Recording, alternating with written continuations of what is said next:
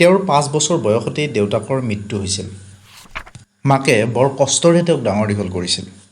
দৰিদ্ৰতাৰ বাবে প্ৰাথমিক শিক্ষাৰ পিছত আৰু পঢ়া নহ'ল। ঘৰৰ ভাতমুঠি যোগাৰ কৰিব লাগে। ইফালে শালৰ মুঠিত ধৰাৰো বয়স হোৱা নাই। যি অলপ মাটি আছে তাৰে পেট নভৰে। সেয়ে ওচৰৰে চেনিজান চাহ বাগিচাত যোগালীৰ চাকৰি কৰিবলৈ গ'ল। তাতেই নিজ চেষ্টাৰে মিস্ত্ৰীৰ কাম শিকি ল'লে। যিকণ উপাৰ্জন হয় মাকৰ হাতত দিয়েহি।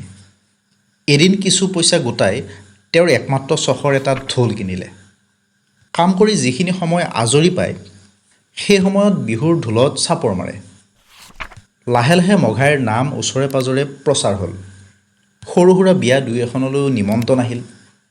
2-4 টকা উপৰুৱা আয় হ'বলৈ ধৰিলে। এবাৰ কি হ'ল, মাজুলীৰ এখন ডাঙৰ বিয়াৰ নিমন্ত্ৰণ আহিল তেওঁলৈ। তাত ঢোল বজাই একেলগে তেওঁ 20 টকা পালে। সেই সময়ত সেয়া মঘাইৰ জীৱনৰ ডাঙৰ আয়। এনেদৰে টকা অলপ সাঁচি এহাল গৰু কিনিলে।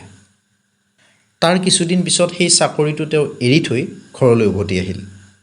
শালৰ মুঠিত ধৰিলে, খেতি বাতিত লাগিল।